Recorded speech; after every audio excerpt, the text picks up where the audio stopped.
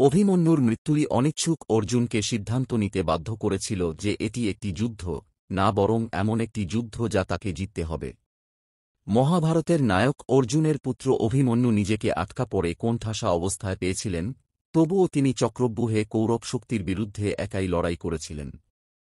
অভিমন্যু বধ বা অভিমন্যুর মৃত্যু মহাভারতের আখ্যানের সবচেয়ে হৃদয়বিদারক মুহূর্তগুলির মধ্যে একটি। ভগবান কৃষ্ণ জানতেন যে অভিমন্যুর মৃত্যু কৌরব ও পাণ্ডবদের মধ্যে কুরুক্ষেত্রের যুদ্ধের মোড় ঘুরিয়ে দেবে। মৃত্যুর পর অভিমন্যু তার পিতা চন্দ্র বা চন্দ্র দেবতার কাছে তার পুত্র বর্চ হিসেবে ফিরে আসেন, যিনি অর্জুন এবং সুভদ্রার পুত্র হিসেবে জন্মগ্রহণ করেছিলেন এবং ১৬ বছর বেঁচে ছিলেন। প্রথমেই শুরু করা যাক পেছনের গল্প দিয়ে। অর্জুন ও সুভদ্রার পুত্র অভিমন্যু আসলে চন্দ্রদেব চন্দ্রের পুত্র বর্চের পুনর্জন্মে অবতীর্ণ হয়েছিলেন। যেহেতু ভগবান বিষ্ণু চেয়েছিলেন যে তিনি কুরু বংশে পৃথিবীতে জন্মগ্রহণ করুন, কারণ মহাভারতে এবং বিশেষ করে কুরুক্ষেত্র যুদ্ধে তাঁর গুরুত্বপূর্ণ ভূমিকা ছিল, তাই চন্দ্রদেবতা তাঁকে পৃথিবীতে ১৬ বছরের জন্য অবস্থান করার অনুমতি দিয়েছিলেন। যাই হোক না কেন, অভিযানটি তাঁর জীবনের ১৬ বছরের মধ্যেই শেষ করতে হয়েছিল, কারণ তাঁর পিতা তাঁর থেকে বিচ্ছিন্ন হওয়ার জন্য এই সময়কালই সহ্য করতে পারতেন। মায়ের পেটের ভেতর থেকে তিনি যে বর্ণনাটি শুনেছিলেন। এভাবে যখন কৃষ্ণের সৎবোন সুভদ্রা অভিমন্যুর গর্ভে গর্ভবতী, যুদ্ধে চক্রব্যূহ বৃত্তাকার গোলকধাঁধা গঠন ভেঙে কিভাবে প্রবেশ করতে হয় তার অর্জুনের বর্ণনা শুনছিলেন, তখন তিনি খুব অপ্রয়োজনীয় সময়ে ঘুমিয়ে পড়েন।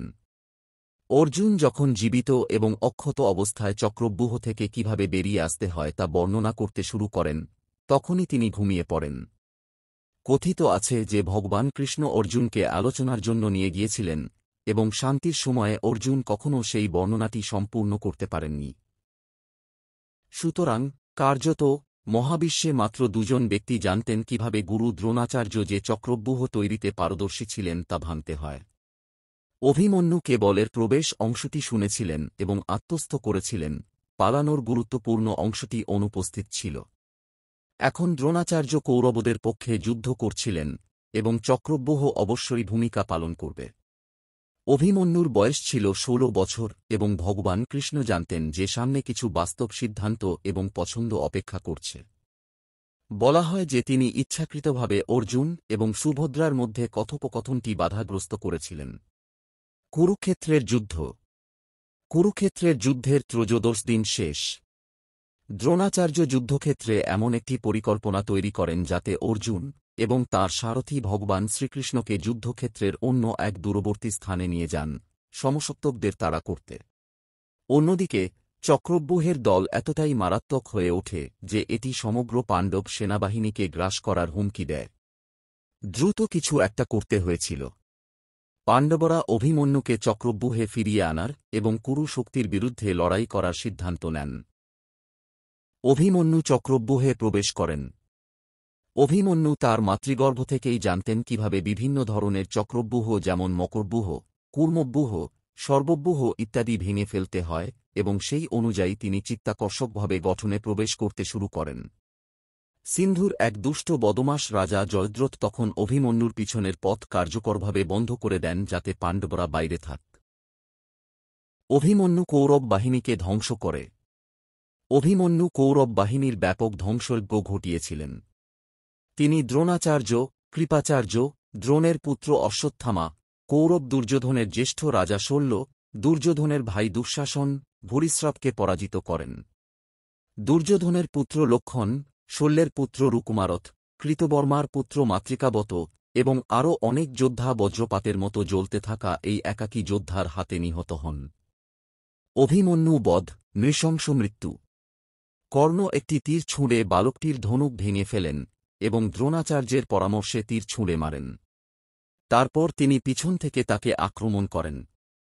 তার সারথি নিহত হয়, তার সৈন্যদলও নিহত হয়।